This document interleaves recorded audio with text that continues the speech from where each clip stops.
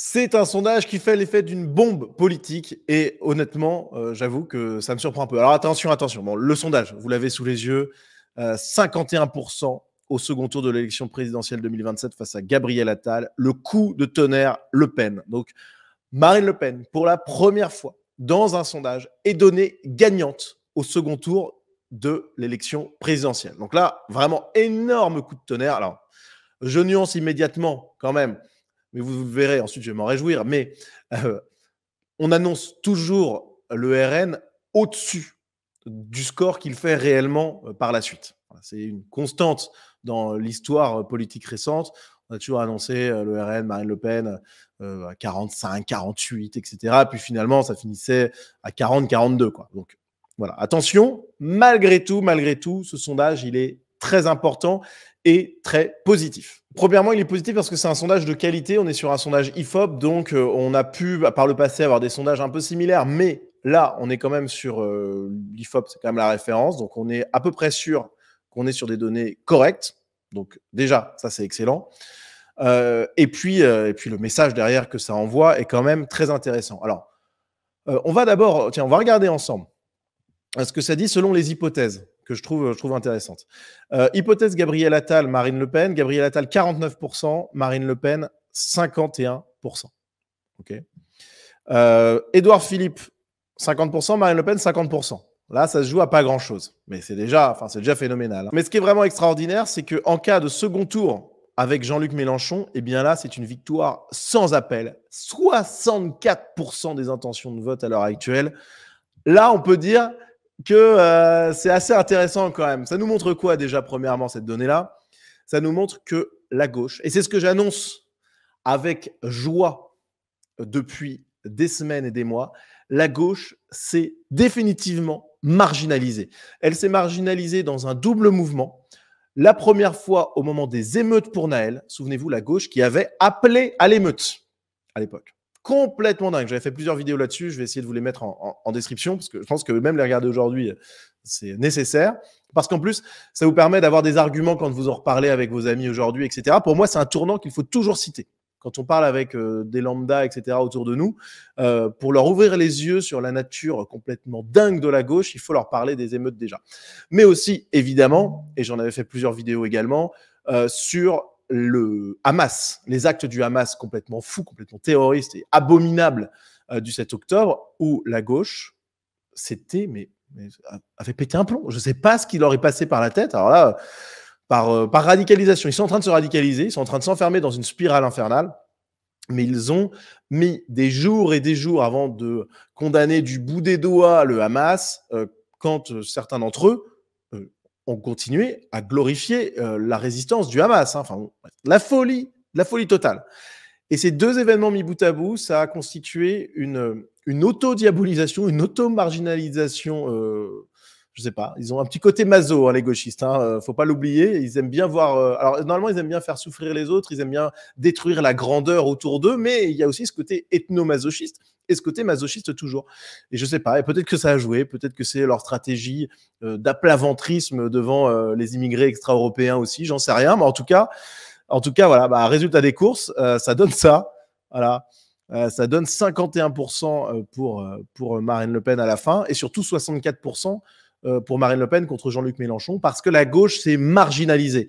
Ça, il faut le répéter, la droite devient le camp de la normalité, tandis que la gauche devient le camp de la folie, de la destruction. Au-delà de cette analyse sur la gauche et la droite, ce qui est super intéressant, c'est de voir qu'il y a un énorme mouvement général en France de gens qui n'en peuvent plus de la politique actuelle, qui n'en peuvent plus de la gauche, qui n'en peuvent plus de Macron et de ses promesses complètement folles, de ses trahisons, etc., etc.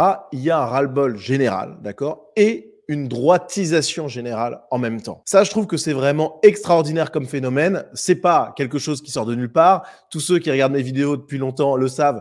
Je le dis, voilà, ça fait des années que je dis qu'il y a quelque chose qui est en train de se lever et que de toute manière, le gauchisme ne pourra pas résister à l'épreuve du réel. Ça fait des semaines et des semaines que dans Nouvelle Vague, j'essaie d'apporter chaque semaine de l'espoir parce que je vous montre il y a des raisons d'espérer. Voilà, je dis pas que la situation elle est gagnée, très loin de là, mais vraiment on a des raisons d'espérer. Et là, clairement, on est dans quelque chose qui nous le démontre de manière très claire. Alors ça vient aussi valider une stratégie du RN Heu, alors je ne sais pas si c'est honnêtement ça, mais c'est vrai que le RN a eu tendance à se gauchiser de manière complètement folle. Ces dernières années, on a pu le voir sur la dernière élection présidentielle avec un discours complètement aseptisé sur l'immigration, qui était une stratégie. Alors c'est une stratégie de la part du RN de dire, voilà, nous on devient presque des centristes mous, sans colonne vertébrale idéologique, sans structuration, évidemment avec quand même des piliers qui restent, mais qui sont quand même mis en retrait, donc sur l'immigration et compagnie. Et l'objectif, c'est de dire, on ne veut pas chambouler tout, même sur la question migratoire et compagnie, on laissera le peuple décider, s'exprimer par référendum. Je pense que c'est une tactique qui est intéressante, objectivement, mais qui peut être nocive. Déjà parce que je pense que les Français moyens n'ont absolument pas conscience de cette stratégie-là. Je pense que 90% des nouveaux électeurs RN, ils ne vont pas voter pour Marine Le Pen pour ces raisons stratégiques bien amenées et compagnie. Ils vont le faire parce qu'ils ont l'expérience de l'immigration extra-européenne de plus en plus. Ils ont la conscience que la gauche est en train de s'enfermer dans de la folie furieuse.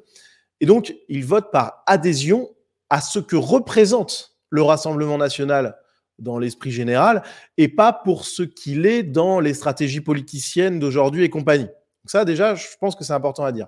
Et puis surtout, cette stratégie politicienne qui s'entend et que je respecte, voilà, que ce soit bien clair, je comprends cette stratégie-là. Mais elle est quand même dangereuse parce que justement, on a un énorme grondement général, on a une révolte populaire qui est en train de naître sur la question de l'immigration, etc. On a une droitisation assez folle de la société française et même des élites, notamment parce qu'elles sont confrontées de plus en plus aux conséquences concrètes de leur grand discours humaniste d'accueil de l'immigration et compagnie. Mais donc, on a une droitisation générale et c'est à ce moment-là que le RN décide d'aseptiser son discours, de rejeter même des choses qui peuvent paraître comme radicales, entre guillemets, mais qui sont pourtant de plus en plus acceptées par de plus en plus de Français. Et donc le RN nage à contre-courant là-dedans. Alors, il est toujours porté, évidemment, par son image, comme je l'ai dit à l'instant, mais c'est dangereux parce qu'on a de plus en plus de Français qui se réveillent, et au lieu d'encourager ce réveil sur la question identitaire et migratoire, au lieu surtout de le structurer pour diriger cette énergie, pour la canaliser, pour l'emmener dans la bonne direction, le RN abandonne ce rôle-là. Et je comprends la stratégie derrière en se disant, voilà, on va donner la parole au peuple et il en fera bien ce qu'il voudra. Et de toute manière, le peuple pense quand même bien sur les questions d'immigration, etc. Donc c'est un calcul qui est OK. Je comprends le calcul, mais j'ai peur que sans structuration, il y ait une dissipation de cette énergie-là et que dès lors, on ne puisse pas sauver le pays. Voilà. Pour moi, c'est ça ma crainte principale par rapport à tout ça. C'est pour ça d'ailleurs que moi, je continue évidemment à soutenir Reconquête, qui pour moi est le parti qui cherche à structurer cette colère populaire qui monte, qui n'aseptise pas son discours, qui ne tombe pas non plus évidemment dans la folie radicale, etc., qui présente des solutions qui sont pertinentes, adaptées et qui permettent vraiment de sauver le pays. Voilà.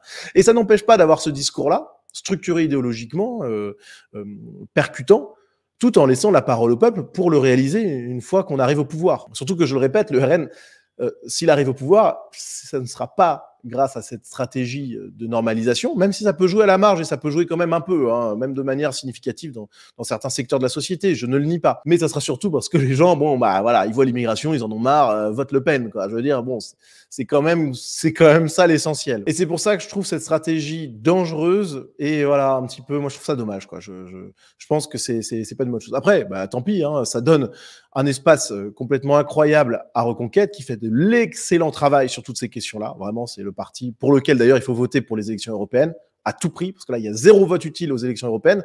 C'est un vote d'adhésion idéologique et il faut absolument montrer aux Français qu'on en a marre, voilà, qu'on en a marre de l'immigration extra-européenne, qu'on en a marre du gauchisme. Et pour ça, le vote Reconquête, c'est vraiment le meilleur. En plus, Marion Maréchal fait une super campagne. Mais par contre, pour l'élection présidentielle, ça pose quand même question. Alors, il y aura la question du vote utile, etc., qui jouera, même si chaque chose en son temps, on n'y est pas. Surtout, attention, je me répète, attention aux sondages comme ça un peu triomphalistes des années avant le vote. Mais ça nous montre quand même un mouvement de fond qui est intéressant. On arrive dans une phase assez incroyable. On va peut-être avoir le Rassemblement national au pouvoir en France en 2027. C'est complètement dingue, voilà. Je vous avoue qu'on rentre en terra incognita, là, terre inconnue. Je sais pas exactement ce que ça peut donner. Je pense que personne n'est prêt. y compris d'ailleurs les gens dans le RN, mais c'est pas un reproche que je leur fais. C'est vraiment là, il reste quelques années, là, il reste 3 ans, 2-3 ans. Va falloir se mettre bien en ordre de bataille, en ordre de marche, avec de la qualité, voilà, en s'appuyant sur la qualité, s'ils veulent arriver au pouvoir. Et attention, je dis attention, parce que l'aseptisation du discours, ça peut leur coûter des points, arriver à un moment. C'est-à-dire que là, on est à 51, mais le moment où les Français se rendent compte que le discours du RN, il est aseptisé pour des raisons stratégiques, etc., ça peut leur coûter des points aussi. Attention. Voilà. Franchement, c'est un peu acrobatique, leur positionnement. En tout cas, voilà, ça montre un ras-le-bol général, ça montre qu'il y a de la place pour un gouvernement de droite dans les années qui viennent, et on ne peut que se réjouir de cette annonce assez incroyable. Je suis très agréablement surpris, même si c'était évidemment dans les tuyaux, on savait que le RN augmentait, on voyait bien. De toute façon, on sent autour de nous, hein. Tout le monde, je pense, qui regardait cette vidéo, vous savez que déjà, alors, pour ceux qui étaient de droite déjà il y a 10 ans, bon, ça ne nous rajeunit pas, il y avait des choses qu'il était impensable de dire à l'époque autour de nous. Impensable. Aujourd'hui, on peut les dire tranquillement. Ce sont même les proches qui, à l'époque, nous l'auraient reproché, qui tiennent ces discours-là qui étaient intenables à l'époque. On a donc une droitisation assez évidente de la société et c'est un signe d'espoir phénoménal. Voilà. Et c'est pas fini. C'est vraiment pas fini. Voilà. Donc, à mon avis, il faut continuer là-dedans, il faut pousser, il faut continuer à marginaliser la gauche, qui se marginalise déjà très bien elle-même, mais il faut apparaître comme le camp de la normalité face à la folie, à la destruction de la gauche. Et puis, je pense qu'il faut prendre ce qu'il y a de bon dans la stratégie du RN, qui est celle de la normalisation. Je pense que ça, c'est intéressant. Mais par contre, l'aseptisation, ça, à mon avis, c'est un très mauvais calcul. Au contraire, il faut structurer idéologiquement, intellectuellement, ce réveil du peuple français. Il faut le nourrir, il faut l'encadrer et il faut lui permettre d'arriver à maturité. Voilà. C'est ça l'objectif de la droite politique, institutionnelle, mais idéologique, intellectuelle. C'est de faire en sorte que ce réveil français advienne et qu'il soit le plus salutaire possible pour notre pays, qui a bien besoin d'une bonne vague de droite pour nettoyer les écuries d'Augias. Voilà. Bon, en tout cas, voilà, je suis très content. C'est une chose qui est positive. On aura l'occasion d'en reparler. Mais voilà, ça nous redonne espoir, positivité, qu'on apprécie ou pas la stratégie du RN, qu'on apprécie ou pas certains cadres du RN. Bon, voilà. Objectivement, c'est costaud. Aussi, j'allais oublier, mais ça nous montre le rôle de Jordan Bardella, qui, à mon avis, vraiment le candidat parfait, même à la place de Marine Le Pen. Jordan Bardella, c'est vraiment... il serait peut-être un poil trop jeune, mais vraiment, il est impressionnant. Je le dis depuis longtemps, c'est le meilleur élément du RN, et de très loin. Donc, alors, évidemment, il y a des gens très cultivés au RN ou très bons sur tel sujet ou tel sujet, bien entendu. Mais en tant que représentant politique, Bardella, il fait vraiment un excellent boulot. Et c'est voilà. Et je rêve d'une alliance entre un RN type Bardella et Reconquête. Voilà. Vraiment, pour moi, ça serait quelque chose de phénoménal. Et là, pour le coup... on aurait tous les bons côtés. Ça reste à voir évidemment de ce qui se passera dans les mois, dans les années à venir. Mais en tout cas, voilà, il y a de la place pour la droite. On a le vent dans le dos. La gauche est en train de couler. On va en profiter et on va sauver ce pays. Voilà les amis, merci à vous d'avoir suivi cette vidéo jusqu'au bout. N'hésitez pas à soutenir mon travail si vous le souhaitez. Vous avez en description de cette vidéo un lien vers ma page Tipeee qui vous permet de soutenir ce que je fais et aussi de rejoindre la communauté Sunrise. Donc voilà, avec du contenu exclusif, plus de 50 vidéos dédiées. N'hésitez pas les amis, à très vite.